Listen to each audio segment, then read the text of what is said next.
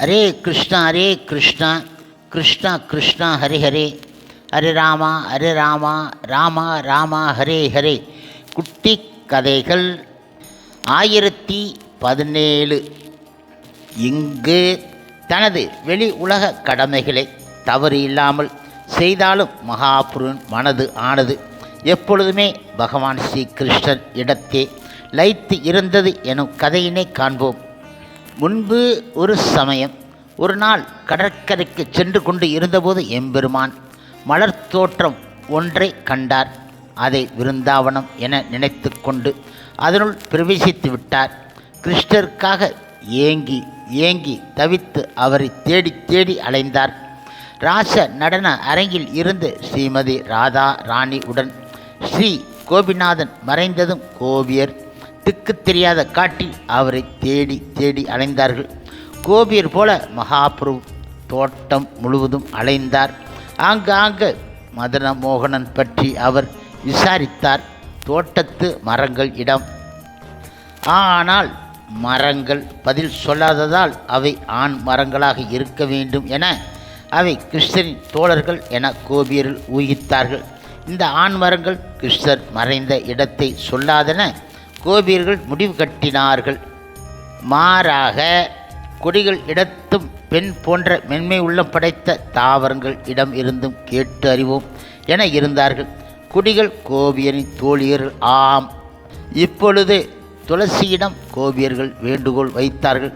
பிருந்தா, நீ கோவிந்தனின் தாமரை திருவடிக்கு பவித்திரமானவள், அவரும் உன்னை நேசிப்பவர்.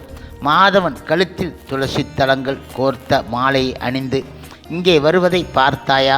மாலையை சுற்றி வருவதை பார்த்தாயா? மாலையை சுற்றி வண்டுகள் ரீங்காரம் இடுமோ? மாலதி, மல்லிகா, சாதி, யூதிகா உங்களை தன் கரத்தால் தடவிக்கொண்டே போயிருப்பாரே. உங்கள் உளம் குளிர. நீங்கள் எல்லாம் எம் இனிய நண்பர்கள். தயவு செய்து எந்த வழியாக கோபாலன் போனார் என கூறவும், எம் உயிரை காப்பாற்றுங்கள் என கூறினார்கள் அவர்கள். கேட்ட கேள்விகளுக்கு பதில் கிடைக்காததால் இந்த தாவரங்கள் மறவனின் பணிப்பெண்கள் போலும், அதனால் பயத்தால் எஜமானனை காட்டி கொடுக்கவில்லை போலும் என கோபியர்கள் தங்களுக்குள் சொல்லிக்கொண்டார்கள். பெண்மான் கூட்டத்தை சந்தித்தார்கள். கோபியர்கள் கண்ணனின் தேக சுகந்த மூக்கை தொலைக்க மான்களிடம் விசாரிக்கின்றார்கள். மான் பத்தினியரே, மானியரே, தன் காதலை தழுவிக்கொண்டு இருக்கிறார் கோபிநாதன். கோபிநாதனின் மலர் மாலை வாசத்தை இங்கே முகர்ந்து பார்த்து அனுபவிக்க முடிகின்றது. நண்பர்களே, உங்கள் கண்ணுக்கு விருந்து வைக்கும் தன் 6 காதலியுடன் கண்ணன் இந்த வழியாக போனாரா?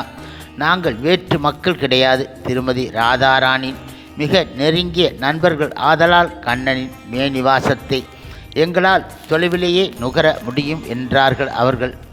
இதற்கும் பதில் கிடைக்காததால் கோபியர்கள் நினைத்தார்கள், ஸ்ரீ கிருஷ்ணர் இந்த இடத்தை விட்டு ஆன்றதால் பெண்மான்கள் பிரிவே அனுபவிக்கின்றன. அவை நாம் கூறுவதை செவி கொடுத்து கேளாததால் எப்படி நமக்கு பதில் கூற முடியும்? இவ்வாறாக பேசிய கோபியர்கள் யமுனை ஆற்றங்கரைக்கு வந்தார்கள்.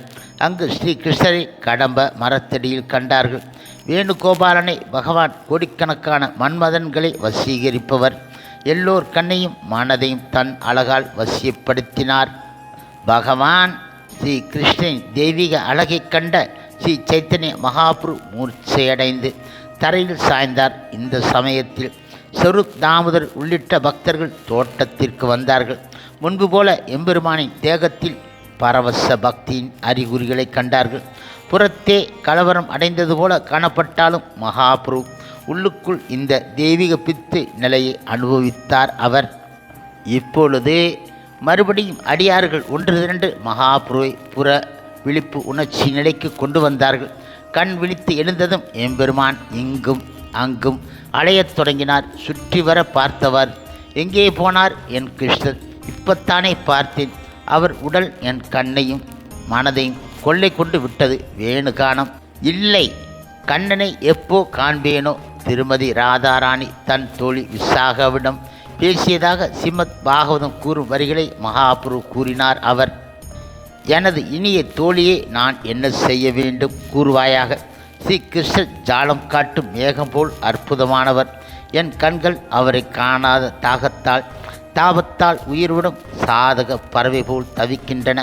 அவர் அணிந்திருக்கும் மஞ்சள் உடை ஆகாயத்தில் வெட்டும் இடைவிடாத மின்னல் போல் அவர் கழுத்தில் அணிந்து இருக்கும் முத்துமாலை மேகத்தின் கீழ்ப்படிந்து செல்லும் வாத்துக்கள் போல் அவர் தலை மயிர் பீலியும் மார்பை தழுவும் வைச்செந்தி மாலையும் வானவில்லை நினைவூட்டுகின்றன.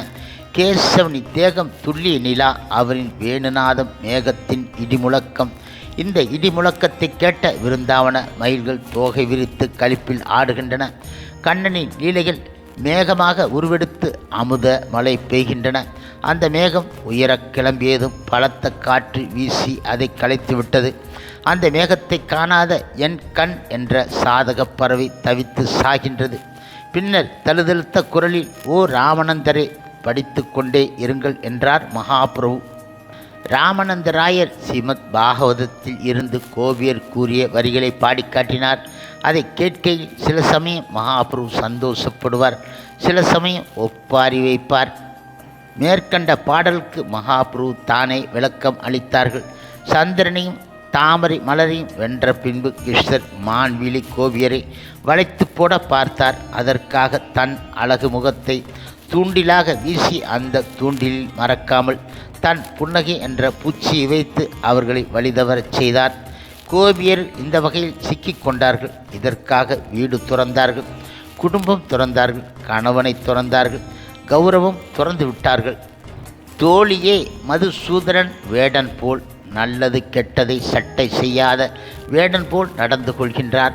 மான்விழி கோபியரின் இதய மையத்தை தொடுவதற்காக எத்தனையோ உபாயங்களை தீட்டி வெற்றி கொள்கின்றார். கிருஷ்ணரின் கன்னத்தை தழுவும் காதணிகள் சுறாமியின் வடிவத்தில் செய்யப்பட்டவை. இந்த காதணிகள் பெண்கள் மனதை கொள்ளை கொள்கின்றன. எல்லாவற்றுக்கும் மேலாக அவர் பெண்களின் இருதயத்தை தன் வசீகர புன்னகை என்ற பானத்தால் துளைக்கின்றார். இப்படி அம்பெய்து கொள்வதற்கு அவர் துளியும் அஞ்சுவதாக தெரிய கிடையாது.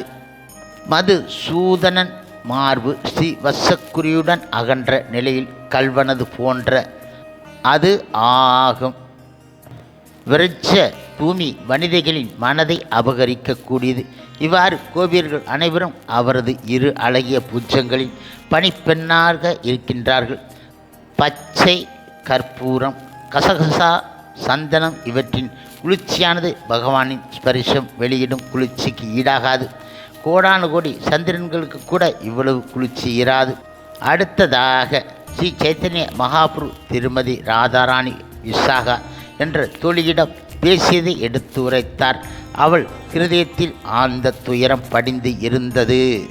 மகாபிரபு மேலும் கூறினார், இந்நேரம் வரை பகவான் கிருஷ்ணருடன் என் உடன் இருந்தார், இப்போது மறைந்து விட்டார். இயல்பில் அவர் ஓய்வு இல்லாதவர், ஓர் இடத்தில் தங்காதவர். யாரையோ சந்திப்பார், வசீகரிப்பார், பின் மறைந்து விடுவார். சற்றே கர்வம் அடைந்த கோபியரை கோபிநாதன் அவர்கள்பால் கொண்ட காதலினால் தவிக்க விட்டுவிட்டு திடீரென ராச நடனத்தில் இருந்து மறைந்து விட்டார். பிறக்கை தரும் பாடலை பாடுமாறு ஸ்வரூப் தாமோதர் இடம் மகாபிரபு கூறினார். எம்பெருமான் மகிழ்ச்சிக்காக கீதா கோவிந்தத்தில் இருந்து ஒரு பாட்டை பாடினார் ஸ்வரூப் தாமோதர் அவர்கள். ஸ்வரூப் தாமோதர் பாடத் தொடங்கியதும் மகாபிரபு விற்றென்று எழுந்து நின்று பக்தி பரவசத்தில் ஆடத் தொடங்கிவிட்டார். இந்த சமயத்தில் 8 சாத்விக பரவச நிலைகளும் 33 பக்தி பரவச எங்கும் நிறைந்த பாவங்களும் எம்பெருமான் மேனியில் தெரிந்தன. இதன் விளைவாக ஒரு உணர்ச்சிக்கும் மற்றொரு உணர்ச்சிக்கும் சச்சரவு ஏற்பட்டன. ஒவ்வொரு உணர்ச்சியும் தான் கொஞ்சமும் சளைத்தது அல்ல என நிரூபித்தன. மகாபுரு ஸ்வரூப் தாமோதரை அதே பாட்டை திரும்ப திரும்ப பாடச் செய்தார். ஒவ்வொரு தடவையும் அது எம்பெருமானுக்கு புதிய சுவை தந்தன. அவர் ஆட்டத்தை விடாமல் தொடர்ந்து ஆடினார். எம்பெருமான் நேரம் போவதே தெரியாது ஆடிக்கொண்டு இருப்பார். ஸ்வரூப் தாமோதர் பாடுவதை நிறுத்திவிட்டார். பாடிக்கொண்டே இருங்கள் என மகாபுரு தூண்டிவிட்டார். எம்பெருமான் களைப்பு அடைந்ததால் நிறுத்திய இடத்தில் இருந்து மேலும் செல்வதற்கு தாமோதரா மறுத்துவிட்டார். மகாபுரு தொடர்ந்து பாடுமாறு இட்ட கட்டளையை பக்தர்கள் நிறைவேற்றினார்கள். அவரை சூழ்ந்து கொண்டு பகவத் திருநாமத்தை ஓதினார்கள். இந்த சமயம் ராமச்சந்திரா ராயர் எம்பெருமானை உட்காரச் செய்து அவருக்கு விசிறி எடுத்து விசிறி அவருடைய களைப்பை போக்கினார் அவர். பின்பு பக்தர்கள் மகாபிரபுவை கடலுக்கு நீராடுவதற்காக அழைத்துச் சென்றார்கள்.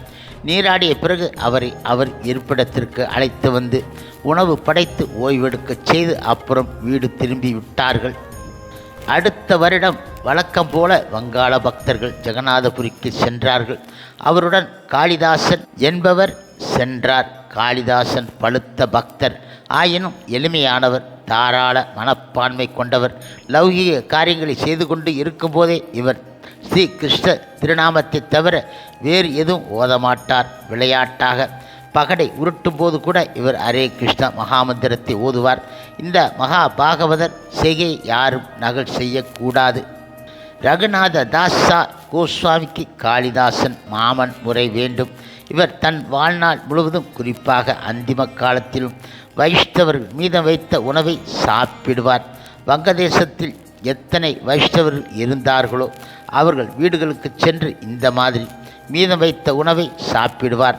பிராமண குடும்பத்தில் பிறந்த வைஷ்ணவர்கள், பழுத்த பக்தர்கள், புதிதாக சத்சங்கத்தில் சேர்ந்தவர்கள், இவர்கள் யாராய் இருந்தாலும் அவர்தம் வீடுகளுக்கு சென்று முதல் தரமான தின்பண்டங்களை கொடுப்பார். இப்படி கொடுத்தவர்கள் இடம் மீதம் உணவை தான் சாப்பிடுவதை கேட்பார். அப்படி யாரும் கொடுக்காவிட்டால் ஒளிந்து கொள்வார். சாப்பிட்ட பிறகு இலையை தூக்கி எறிந்து விடுவார்கள் வைஷ்ணவர்கள். அந்த சமயம் பார்த்து ஒளிந்து கொண்டு இருக்கும் காளிதாசன் வெளியே வந்து இலைகளை நக்குவார். பிராமணர் அல்லாத குடும்பத்தில் பிறந்த வைஷ்ணவர்களுக்கும் இவர் தின்பொருள்கள் வழங்குவார். அதே போன்று ஒளிந்து எச்சில் இலையை நக்கி சாப்பிடுவார்.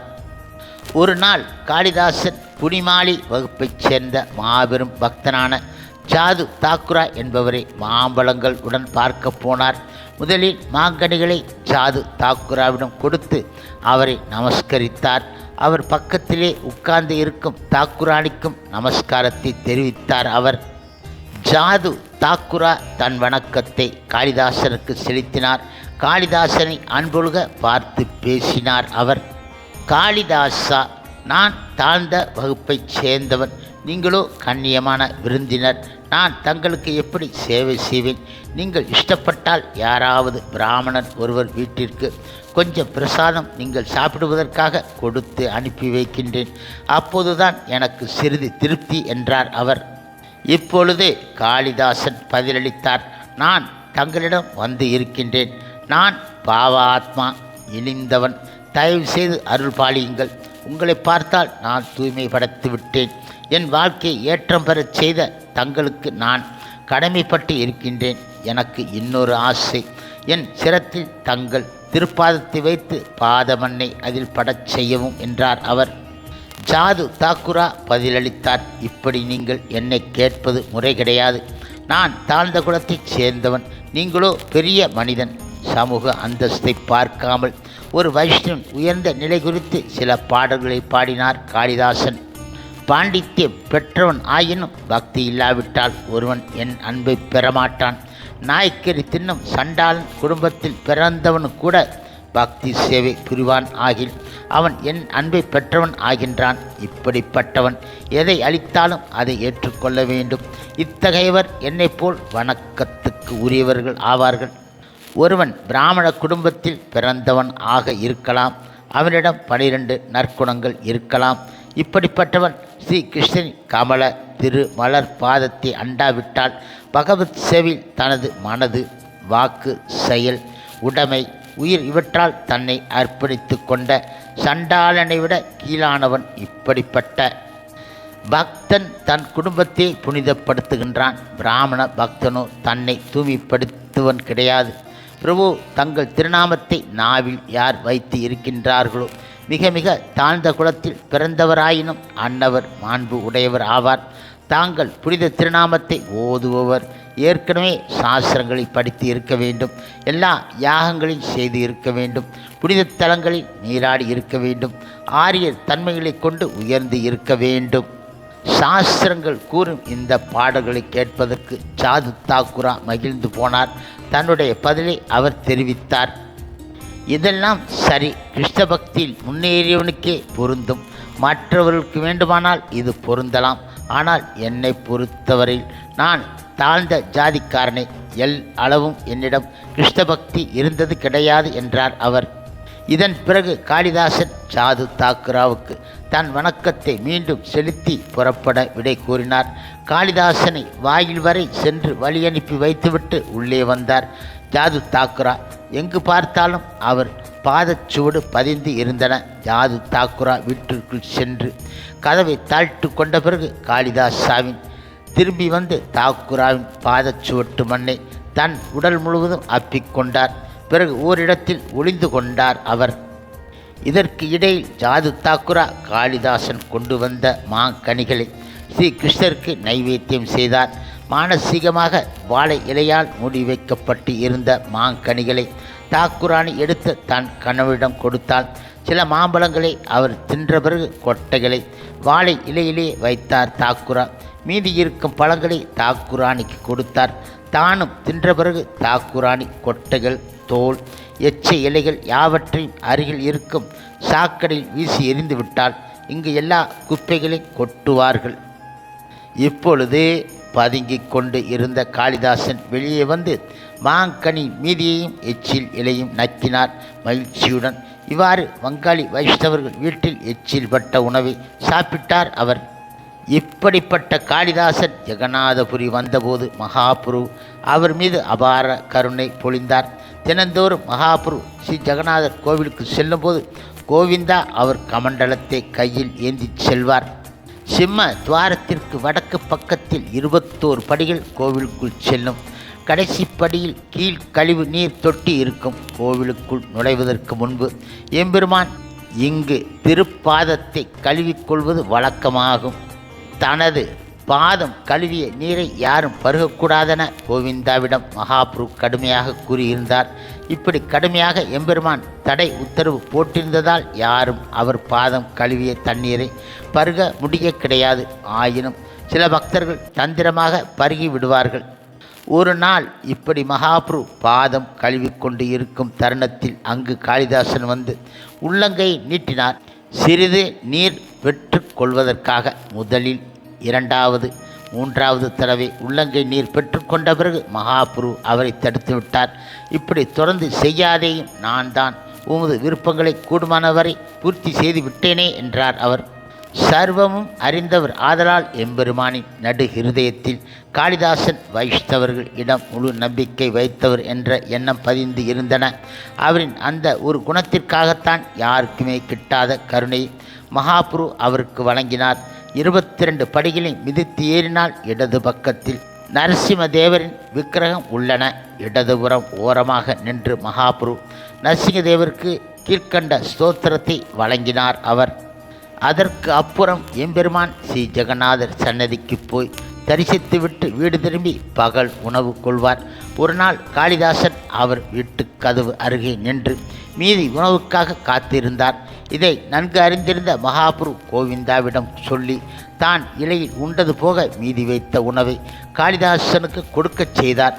வைஷ்ணவர்கள் உண்டு மிச்சம் வைக்கும் உணவை சாப்பிடுவது அவ்வளவு உயர்ந்தது. ஆகையால் மகாபுரு காளிதாசனுக்கு தன் உயர் கருணை காட்ட தூண்டப்பட்டார் அவர். பகவான் ஸ்ரீ கிருஷ்ணருக்கு படைக்கப்படும் உணவு மகாபிரசாதம். இதை ஒரு பக்தன் சாப்பிட்டு மீதி வைத்தால் அவை மகா பிரசாதம் ஆகின்றன. வைஷ்ணவின் பாதமன், பாதத்தை கழுவிய தண்ணீர், அவர் தின்று மிச்சம் வைத்த உணவு, இவை 3ம் சக்தி வாய்ந்தவை. இந்த 3க்கும் சேவை செய்து கிருஷ்ண பக்தி எனும் உணர்ந்த குறிக்கோளை அடைகின்றான் ஒருவன். வேத நூட்கள் இவற்றை திரும்ப திரும்ப அழுத்தமாக பிரகடனம் செய்து இருக்கின்றன. எனவே எனது இனிய பக்தனை, நான் சொல்வதை கேட்பாயாக. மேலே சொன்ன 3லும் நம்பிக்கை வைத்து தயங்காது தொண்டு செய். இந்த 3ல் இருந்து தான் வாழ்க்கையின் அதி உன்னத குறிக்கோளை ஒருவன் அடைகின்றான். பகவானின் தனிப்பெருங்கருணை இது. காளிதாசன் இதற்கு சான்று. முழுமுதற் கடவுள் மற்றும் பரமபுருஷ பகவான் ஸ்ரீ கிருஷ்ணனின் தூய பக்தரான சிவானந்த சேனா தனது மனைவி, இளைய மகன் பூரிதாசா இவர்களை தன்னுடன் ஜெகநாதபுரிக்கு அழைத்து வந்து இருந்தார். மகாபுரின் வீட்டிற்கு தன் மகனை அழைத்து சென்றார். சிவானந்த சேனா சிறுவனை எம்பெருமானுக்கு நமஸ்காரம் செய்ய சொன்னார். சிறுவனை ஸ்ரீ கிருஷ்ணனின் புனித பெயர்களை சொல்லுமாறு கூறினார் மகாபுரு. சேனாவும் தன் மகனை சொல்லுமாறு முயற்சி செய்தார். ஓஹும் சிறுவன் ஒரு வார்த்தை கூட பேச கிடையாது. இந்த அகிலத்தே கிருஷ்ணருடைய திருநாமம் ஓதுமாறு நான் இயக்கி வைத்து இருக்கின்றேன். மரங்கள் செடி கொடிகளை கூட கிருஷ்ணருடைய திருநாமம் ஓதச் செய்து இருக்கின்றேன். இந்த சிறுவனை பிரபு கிருஷ்ணரின் திருநாமத்தை ஓதச் செய்ய முடியாமல் போயிற்று. இவ்வாறு மகாபுரு வேதனைப்பட்டார். இந்த சமயத்தில் ஸ்வரூப் தாமோதரா குறுக்கிட்டு பேசினார். எம்பெருமானே, நீங்கள் இந்த சிறுவனுக்கு கிருஷ்ணருடைய திருநாம உபதேசம் செய்தது என்னவோ நிஜம்தான். ஆனால் அவன் தான் பெற்ற மந்திரத்தை எல்லோர் முன்னிலையில் சொல்ல மாட்டான். தன் மனதிற்குள் இந்த சிறுவன் திருநாம மந்திரத்தை சொல்லிக் கொள்கின்றான்.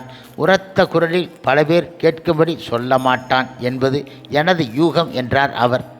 மற்றொரு நாள் சிறுவனை பார்த்து மகாபுரு கிருஷ்ணருடைய திருநாமத்தை ஓத கூறினார். சிறுவன் பூரிதாசன் நொடியில் செய்யுள் இயற்றி எல்லோர் முன்னிலையிலும் அதை படித்தான். அவன் சிறுவன் 7 வயது ஆனாலும் எந்த கல்வியும் கற்றது இல்லையானாலும் அவன் இயற்றிய கவிதை அனைவரையும் வியக்கச் செய்தது. இதற்கு பெயர்தான் எம்பெருமானின் அகாரண கருணை. பிரம்மதேவன் உள்ளிட்ட எந்த வான் உலக தேவர்களுக்கும் புரியாத புதிராகும். மழை பெய்யும் 4 மாதங்களில் பக்தர்கள் நீலாச்சலத்தில் தங்கியிருந்தவரை ஸ்ரீ சைத்தன்ய மகாபுரு தன் புறப்பிறக்கை இழக்காமல் இருந்தார். அவர்கள் புறப்பட்டு போனதும் கிருஷ்ண பக்தி பைத்தியம் மறுபடியும் அவரை ஆட்கொண்டு விட்டது. இரவு பகலாக மகாபுரு கேசவனின் அழகு, வாசம், கனிரசம் போன்றவற்றை முழுக்க முழுக்க அனுபவித்தார். பகவானின் கைக்கு கை தொட்டு பார்த்து அனுபவிப்பது போன்று ஆகும். ஒரு நாள் சைத்தன்ய மகாபுரு ஸ்ரீ ஜெகநாதர் கோவிலுக்கு போனார். சிம்மதுவாரத்தில் நின்று கொண்டு இருந்த காவலாளி அவருக்கு வணக்கம் செலுத்தினான். பைத்தியம் பிடித்தவர்கள் அவனிடம், என் கண்ணன் எங்கே, என் ஜீவனும் ஆத்மா எங்கே, அவர் தயவு செய்து எனக்கு கண்ணனை காட்டும் என்றார். பிறகு காவலாளின் கரத்தை பற்றி கொண்டார் அவர். நந்த மகாராஜாவின் பிள்ளை இங்கே, தயவு செய்து என் பின்னால் வாருங்கள், உங்களுக்கு அவரை காட்டுகிறேன் என காவலாளி பதிலளித்தான். நீ எனது நண்பன், என் ஹிருதயத்தில் வீற்றிருக்கும் பிரபு யார் என்பதை காட்டு. பின்பு 2 பேரும் ஜெகன் மோகனா சென்றார்கள். இங்கிருந்து பக்தர்கள் பகவான் ஜெகநாதரை வழிபடுவார்கள்.